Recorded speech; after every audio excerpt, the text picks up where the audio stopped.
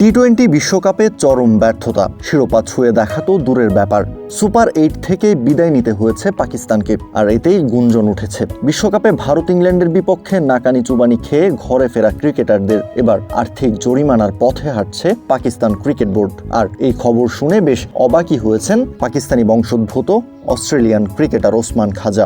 জানিয়েছেন পাকিস্তানি ক্রিকেটারদের জন্য তার খারাপ লাগছে। পিসিবিকে এক হাত নিয়ে খাজা জানিয়েছেন এ ব্যাপারে কিছু বলারও ভাষা হারিয়ে ফেলেছেন তিনি। একই সাথে পিসিবির এমন কাণ্ড কারখানাকে ড্রামা সিরিজ বলে আখ্যা দিয়েছেন তিনি। জানিয়েছেন অপেক্ষায় আছেন পিসিবির তরফ থেকে পরের চমক দেখার জন্য। আমি মাত্রই শুনলাম টি-20 বিশ্বকাপে খারাপ পারফরমেন্স করার জন্য পাকিস্তানের ক্রিকেটারদের বোর্ড জরিমানা করেছে। প্রথম কথা, আমি এটা বিশ্বাস করছি না। পিসিবি এটাকে ভালো পদক্ষেপ মনে করছে, এটা অবিশ্বাস্য। দুঃখিত, আমি হাসছি, তবে আমি এটা বিশ্বাস করছি না। ম্যাচ হেরেছে দেখে ক্রিকেটারদের জরিমানা হয়েছে, বিশ্বের কোথাও আগে এমনটা হয়নি। আপনি তো ইচ্ছে করে ম্যাচ হারবেন না। আপনি কিভাবে চিন্তা করতে পারেন এমনটা করলে পরবর্তীতে পারফরমেন্স আরও ভালো হবে?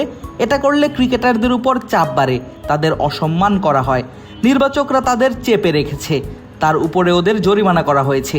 এটা লজ্জার একটা ব্যাপার। পাকিস্তানের ক্রিকেটারদের জন্য আমার খারাপ লাগছে, আমি ভাষা হারিয়ে ফেলেছি। সত্যি বলতে, যখনই আমি চিন্তা করি পাকিস্তান আমাকে চমক দেখাবে না, তখনই তারা আমাকে চমক দেখায়। এটা ড্রামা সিরিজের মতো, পরের পর্বের জন্য অপেক্ষা সইছে না। চিজি আইসক্রিমের সাথে ভেলভেটি কেকের মিশ্রণে পোলার রেড ভেলভেট আইসক্রিম, মন ভালো থাক। এর আগে পিসিবির এমন সিদ্ধান্তকে ছোট চিন্তা বা অকার্যকর পদক্ষেপ হিসেবে আখ্যা দিয়েছিলেন দেশটার সাবেক ক্রিকেটার শহীদ আফ্রিদি। তার মতে 50,000 রুপি জরিমানা করাটা কম শাস্তি হয়ে যাবে ক্রিকেটারদের জন্য, অর্থাৎ আরো বড় শাস্তি দিতে হবে ক্রিকেটারদের। আর্থিক জরিমানার পরিবর্তে আফ্রিদি চেয়েছিলেন পাকিস্তান ক্রিকেটের স্ট্রাকচারাল পরিবর্তন।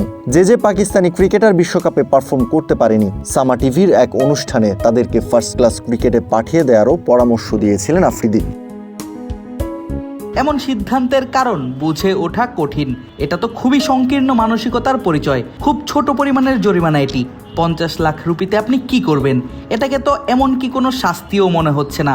যে ক্রিকেটাররা পারফর্ম করেনি তাদেরকে প্রথম শ্রেণীর ক্রিকেটে পাঠিয়ে দিন। কিছু ক্রিকেটার আছে, আমার মনে হয় অন্তত 2 বছর তাদের জাতীয় দলে নেওয়া উচিত নয়, যথেষ্ট হয়েছে। এই সাজা ওদের জন্য ঠিক হবে।